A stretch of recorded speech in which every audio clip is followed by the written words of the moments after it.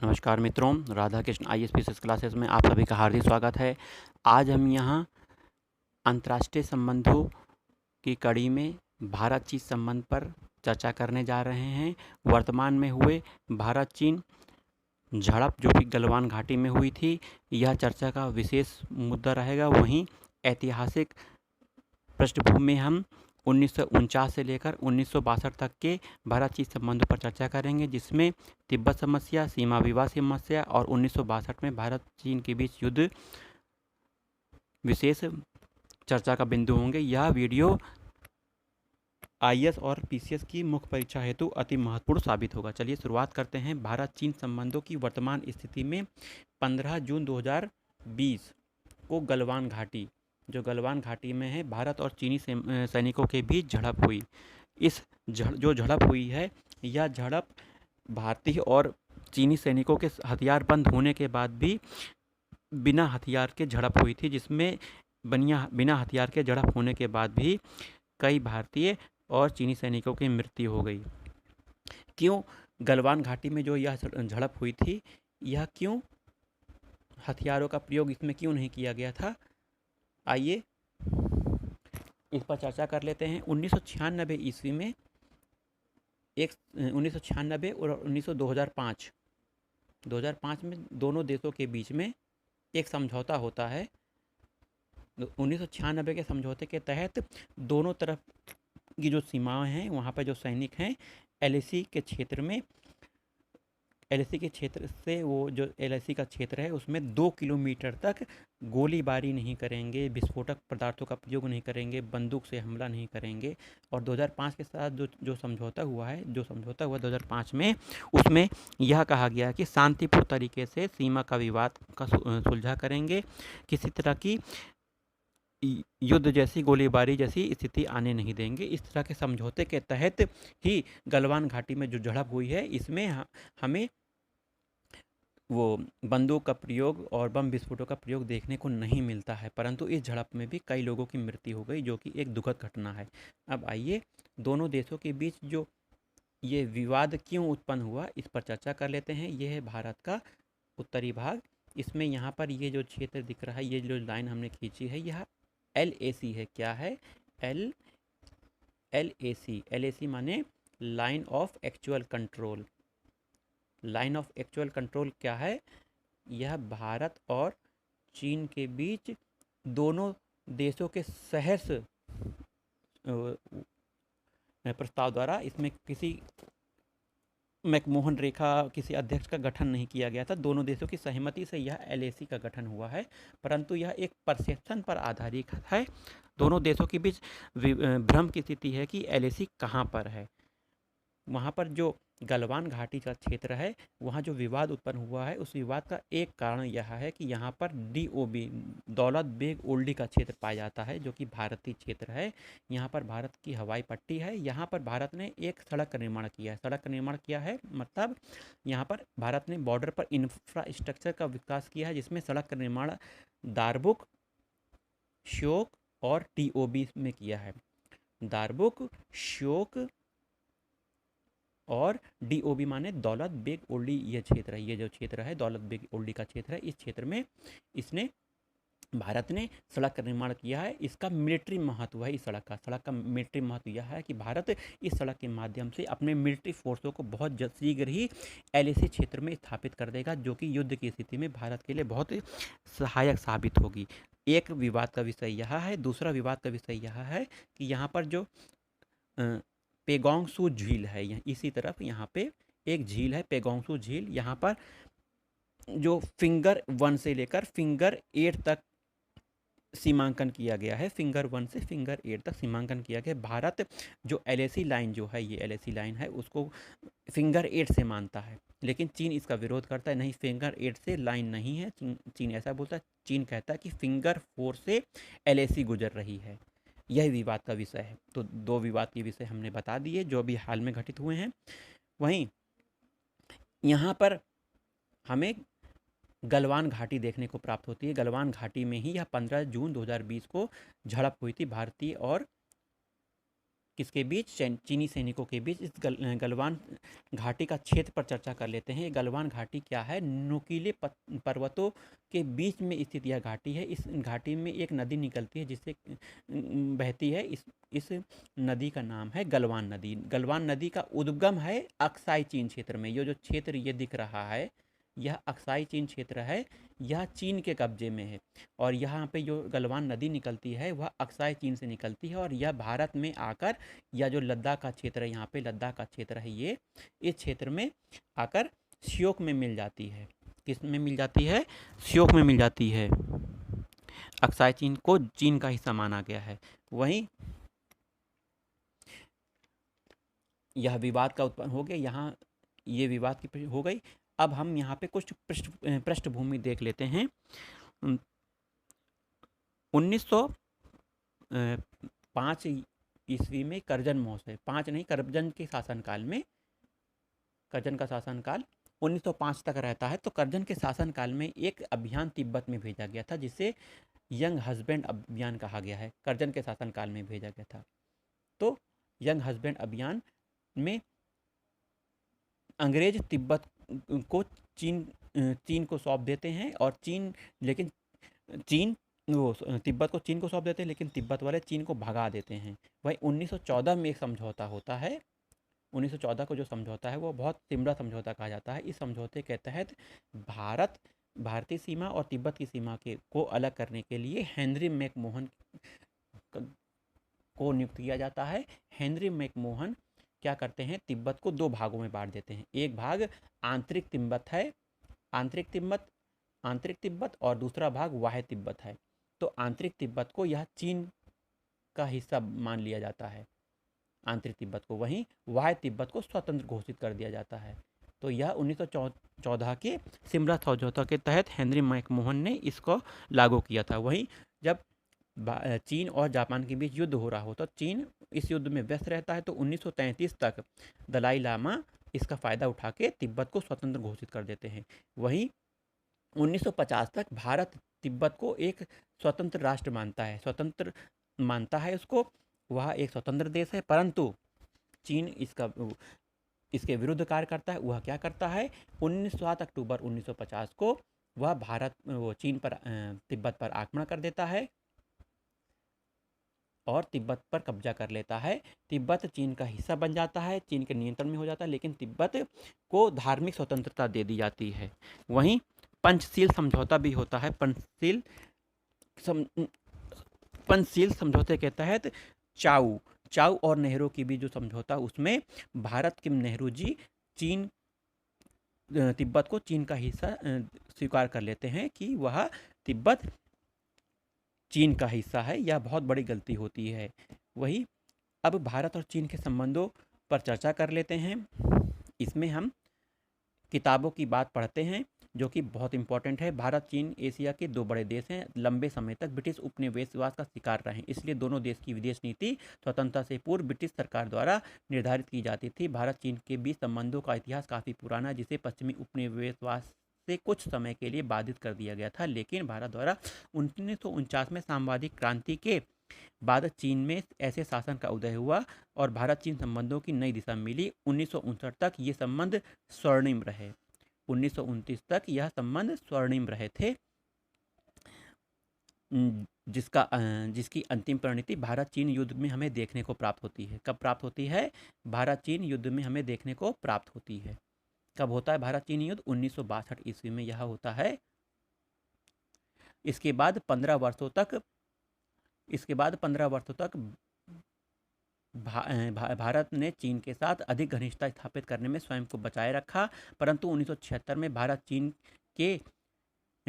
संबंधों के नए अध्याय की शुरुआत हुई। 1988 के बाद सहयोगात्मक संबंधों की दिशा में दोनों तरफ से प्रयास किए गए। 1999 में संबंधों में एक नवीन साझेदारी की शुरुआत हुई। यद्यपि आज भारत चीन में कुछ बातों के लेकर विवाद है जो कि अभी चल रहा है, लेकिन कुल मिलाकर भारत चीन आपसी बातचीत के माध्यम से अपने विवादों को सुलझा सकते हैं।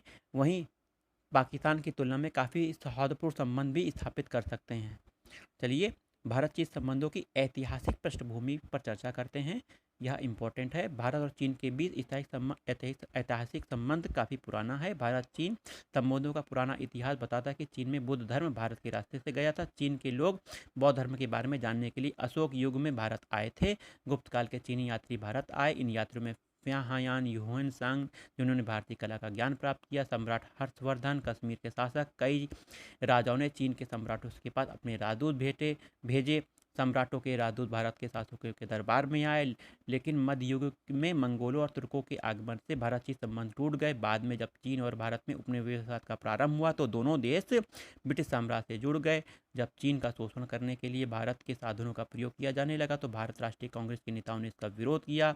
1927 के ब्रुसेल सम्मेलन में शोषित और पीड़ित देशों के प्रतिनिधि एकत्रित हुए। इस समय भारत और चीन के प्रतिनिधियों ने पश्चिमी साम्राज्यवाद को पराजित करने के लिए भारत चीन सहयोग की आवश्यकता पर बल दिया।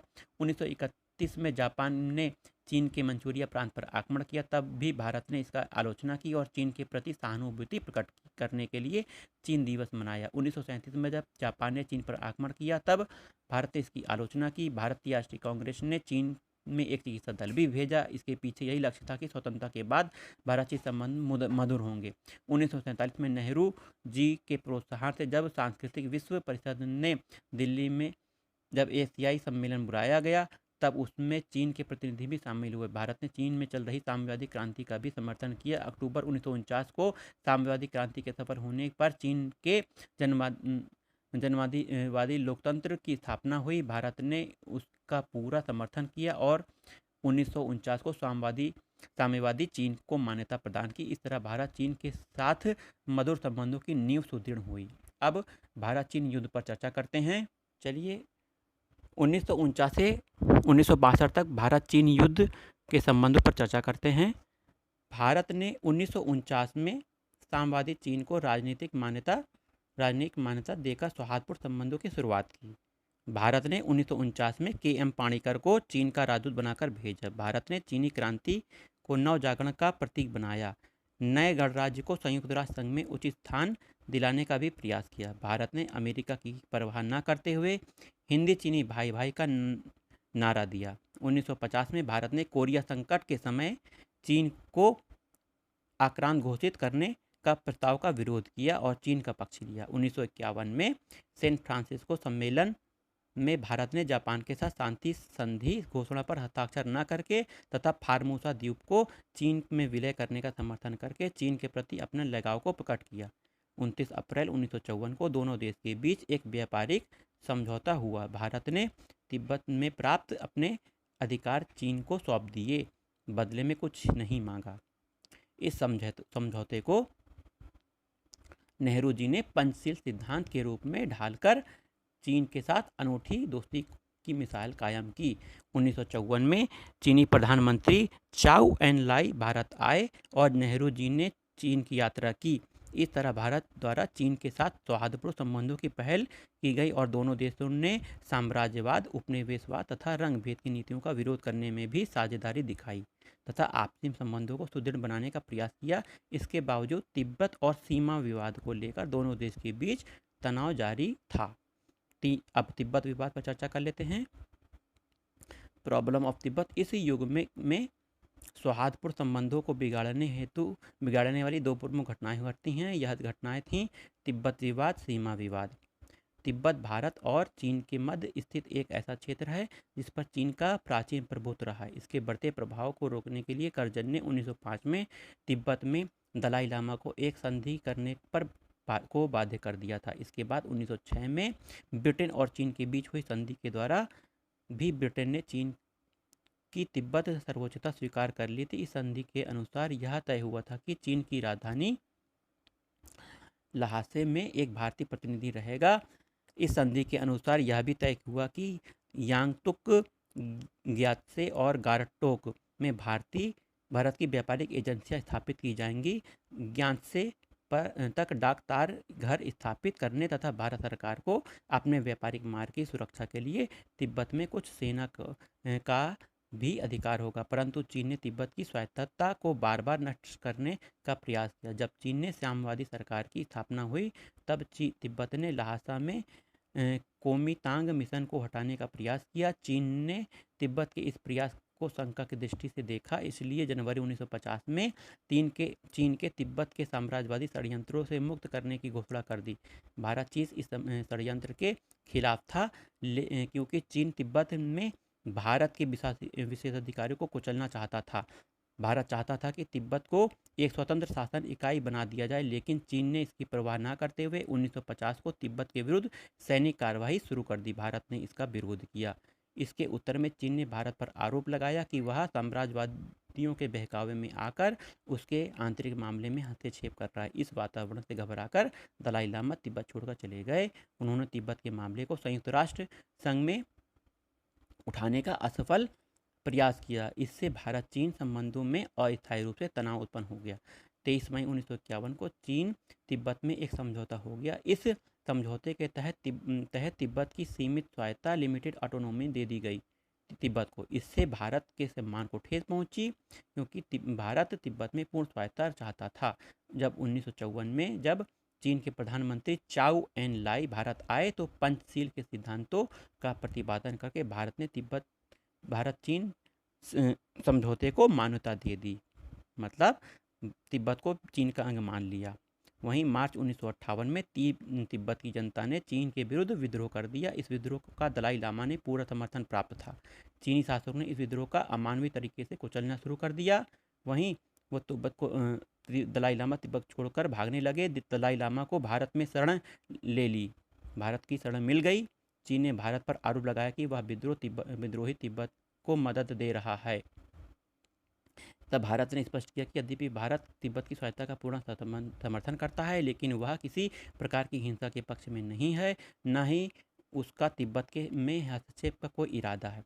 चीन ने भारत द्वारा तिब्बत शरणार्थियों की मदद को सतर्कतापूर्वक कार्य बताया, भारत पर साम्राज्यवादी होने का आरोप लगाया। चीन ने तिब्बत को स्वायत्तता समाप्त कर दी और भारत के साथ लगती उसकी सीमाओं पर चीनी सेना को तैनात कर दिया। भारत ने चीन की वैधानिक स्थिति को पूरा समर्थन किया। प्रधानमंत्री नेहरू ने कहा, हमारे लिए यह महत्वपूर्ण है कि हम महान देश चीन के साथ मैत्रीपूर्ण संबंध बनाए रखें। हमारी सहानुभूति फिर भी तिब्बत की जनता के साथ है। हम तिब्बत के लोगों के साथ मैत्रीपूर्ण संबंध को इच्छा रखते हैं, लेकिन चीन ने भारत की भावना को आदर नहीं किया और भारत के साथ शत्रुतापूर्ण व्यवहार किया। तिब्बत विवाद को लेकर दोनों देशों ने जो शीत युद्ध लड़ा, उसमें भारत चीन संबंधों को बिगाड़ दिया। सीमा विवाद पर चर्चा करते इस दौरान भारत और चीन संबंधों को बिगाड़ने वाला दूसरा पहलू सीमा विवाद है। तिब्बत की घटनाओं के दौरान चीन ने भारत की सीमाओं का अतिक्रमण शुरू कर दिया। भारत की सीमाओं को पार कर चीनी सेनाओं के भारतीय क्षेत्र में प्रदेश का औचित्य सिद्ध करने के लिए चीन ने कहा कि चीन की सुरक्षा बलों की चेतावनी के बावजूद भारत की सुरक्षा सेनाएं अवैध रूप से चीनी क्षेत्र में रह रही थीं। चीनी सरकार ने 1950-51 के मानचित्र में भी यह भारत के एक बड़े भाग को चीन में दिखाया था। जब भारत ने उसकी इस बात को गलत कहा, तो उसने कहा कि ये नक्शे गलती से बन गए हैं और चीनी सरकार इन्हें जल्दी सुधार लेगी। परंतु वस्तुतः भारत और चीन का सीमा विवाद दो सीमांतों के ऊपर है, उत्तर पूर्व में मैकमोहन रेखा तथा उत्तर पश्चिम में लद्दाख। भारत मैकमोहन रेखा को अपने और चीन के मध्य एक निश्चित रेखा मानता है। यह रेखा 1914 के शिमला में हुए ब्रिटिश भारत चीन तिब्बत के प्रतिनिधियों के सम्मेलन में निर्धारित की गई थी। इस सम्मेलन में भारत का प्रतिनिधि आर्थर हेनरी मैकमोहन ने किया था, इसलिए इस निर्धारित रेखा को मैकमोहन रेखा कहते हैं। यह रेखा एक तरह से प्राकृतिक रेखा भी है। भारत ने हमेशा इस रेखा का आदर किया है। भारत और चीन के बीच दूसरा सीमांत क्षेत्र लद्दाख है। लद्दाख सीमा क्षेत्र का निर्धारण किसी संधि का परिणाम नहीं है, बल्कि दोनों देश के द्वारा सहजता से स्वीकार की गई रेखा है। भारत चीन विवाद की वास्तविक शुरुआत तो 1956-57 में हुई, जब चीन द्वारा अक्साई चीन क्षेत्र से निकली हुई एक सड़क का निर्माण किया गया था। लेकिन सीमा विवाद तिब्बत समस्या के साथ ही जन्म ले चुका था। 1954 में जब चीन ने भारत पर आरोप लगाया कि भारतीय जवान ने चीन के तथाकथित प्रदेश में स्थित बूजे बाराहूती पर अवैध कब्जा कर लिया है, जबकि यह क्षेत्र भारत में है। भारत ने आरोप लगाया कि चीनी अधिकारी बार बार भारतीय प्रदेश का अतिक्रमण कर रहे हैं। 1954 में चीन ने भारत के 48,000 वर्ग मील क्षेत्र को अपने मानचित्र में दिखाया। जब चीनी प्रधानमंत्री भारत आए तो उन्हें इस गलत कार्य की जानकारी दी गई। उन्होंने इस भूल को सुधारने का आश्वासन दिया, परंतु चीन की मंशा गलत थी। जब चीन ने 1959 में भारत को एक पत्र लिखकर भेजा, इसमें भारत के 1000 मील भूमि को चीन ने अपना दावा जताया, तो भारत के होश उड़ गए। जुलाई 1959 तक चीन ने अक्साई चीन क्षेत्र में 1100 मील लंबी सड़क बना ली और वहां अपने सैनिकों को तैनात कर लिया। इसी दौरान अक्साई चीन में भारत की एक गश्ती टुकड़ी को लद्दाख के खुरनो किले में चीनी सेना ने आकर बंदी बना लिया। अगस्त के आरंभ में चीन की सेना की एक टुकड़ी सीमा पार करके भारत के अरुणाचल प्रदेश में घुसपैठ कर गई। अक्टूबर 1959 में चीनी सेनाओं ने सीमा पार घुसकर 50 मील अंदर जाकर भारतीय जवानों पर हमला बोल दिया, जिसमें 9 की मौत हो गई और 10 को बंदी बना लिया गया। भारत ने चीन को कहा कि भारत उस क्षेत्र में अपनी सेनाएं दक्षिण तक तरफ हटा लेगा, लेकिन जब चीन ने अपनी सेनाएं सीमा रेखा जिसे चीन अपनी सीमा रेखा मानता है, परंतु इसके साथ ही चीन ने इसके पीछे हटना होगा। चीन ने पीछे हटना अस्वीकार कर लिया। भारत ने चीन के साथ सीमा विवाद हल करने के लिए कई प्रयास किए, लेकिन परिणाम शून्य रहे, जिससे दोनों देश के बीच तनाव बढ़ना स्वाभाविक ही था। जब संबंधों में अधिक तनाव हो गया तो भारत चीन के प्रधानमंत्रियों ने 1960 में प्रत्यक्ष बातचीत करके विवाद को समाप्त करने का प्रयास किया, लेकिन इसका कोई हल नहीं निकला। इसके बाद भारत ने सीमाओं पर अपने 50 सैनिक चौकसियां स्थापित कर ली दी। चीन ने इसका कड़ा विरोध किया। इस तरह भारत और चीन के बीच सीमा विवाद अधिक गहराता गया। उसका अंतिम परिणाम 1962 का भारत चीन युद्ध सामने आया।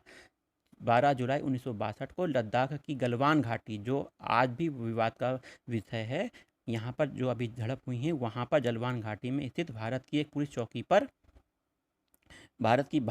चौकी पर चीन पर कब्जा कर लिया। चीन ने कब्जा कर लिया। चीन पहले से ही भारत की 25,000 वर्ग मील भूमि पर कब्जा कर चुका था। अपने अनौचित्यपूर्ण कार्यों को सही सिद्ध करने के लिए 1962 में भारत पर आक्रामक कार्रवाई थोप दी। 1962 को चीन ने मैकमोहन रेखा पार करके अरुणाचल निफा में प्रवेश किया, भारत के कुछ क्षेत्रों को हड़प लिया। भारत की सेना उस समय पर्वतीय युद्ध के लिए तैयार नहीं थी, लेकिन फिर भी सरकार ने सेनाओं का आदेश दिया कि चीन सेनाओं को दूसरी तरफ धकेलकर अपनी धरती को मुक्त करा ले। प्रारंभ में तो भारतीय सेनाओं को कुछ सफलता मिली, उन्होंने चीनी सेनाओं को कुछ पीछे धकेल दिया, परंतु 20 अक्टूबर 1962 को चीनी सेनाओं ने उत्तरी पूर्वी सीमांत तथा लद्दाख के मोर्चे पर एक साथ तीव्र गति से आक्रमण कर दिया। भारत को ऐसे आक्रमण की आशा नहीं थी। 25 अक्टूबर तक चीनी सेनाएं भारतीय सेनाओं की खदेड़ती हुई मैकमोहन रेखा से 16 मील दक्षिण तक चली गईं और 16 नवंबर तक वे असम के मैदानी भागों में पहुंच गईं। लद्दाख का तथा असम का वह भाग अब चीनियों के कब्जे में था, जिसे वह अपने मानचित्र में दर्शाता था। इस युद्ध में चीनी सेनाओं ने भारतीय सेना को करारी मात दे दी। अचानक चीन ने 21 नवंबर 1962 को युद्ध विराम सीज फायर की घोषणा कर दी के सबको चौंका दिया। भारत ने युद्ध विराम के बाद 8 सितंबर की स्थिति में चीन को लौट जाने को कहा। चीन ने भारत की इस मांग को अस्वीकार कर दिया और कहा कि इस तरह अड़े रहने से सीमा संघर्ष नहीं सुलझ सकता। इसके साथ चीन ने भारत को धमकी भरा पत्र लिखा। भारत ने चीन के युद्ध विराम प्रस्ताव का विरोध किया, परंतु चीन ने भारत को बंदी बनाए गए सैनिकों को युद्ध विराम के बाद स्वेच्छा से लौटाना स्वीकार कर दिया। इस युद्ध ने भारत की गुटनिरपेक्षता की पोल खोल दी। भारत जान गया कि कोरा आदर्शवाद अंतर्राष्ट्रीय संबंधों में कायम नहीं आ सकता, इसलिए भारत ने गुटनिरपेक्षता की नीति को व्यवहारिक बनाने का प्रयास शुरू कर दिया। उसने अब अमेरिका से सैनिक सहायता लेना स्वीकार किया और चीन ने भारत पर आरोप लगाया कि अब भारत गुटनिरपेक्षता त्याग कर अमेरिका का पीछलग्गू हो गया, परंतु इसका भारत की विदेश नीति पर कोई प्रभाव नहीं पड़ा। चीन युद्ध में अपमानित होने के बाद भारत तिब्बत और ताइवान के संबंध में चीन का समर्थन करता रहा।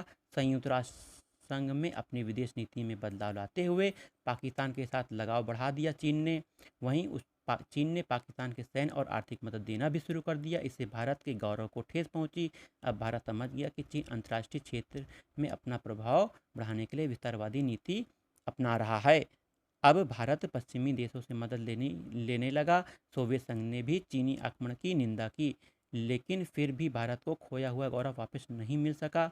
युद्ध के बाद भारत चीन संबंधों को में अत्यधिक दूरियां बढ़ गईं। युद्ध विराम के बाद भी चीन को भारत का काफ़ी बड़ा क्षेत्र प्राप्त हो गया। सामरिक दृष्टि से चीन के लिए काफ़ी महत्वपूर्ण था। अब भारत और चीन के बीच सीमा विवाद और गहरा गया था। चलिए, यह बातें हो गई भारत चीन संबंधों में, जो कि 1962 तक के युद्ध का वर्णन करती है, वहीं वर्तमान स्थिति को भी प्रदर्शित करती है। चलिए, आज के वीडियो में इतना ही। जय हिंद, जय भारत।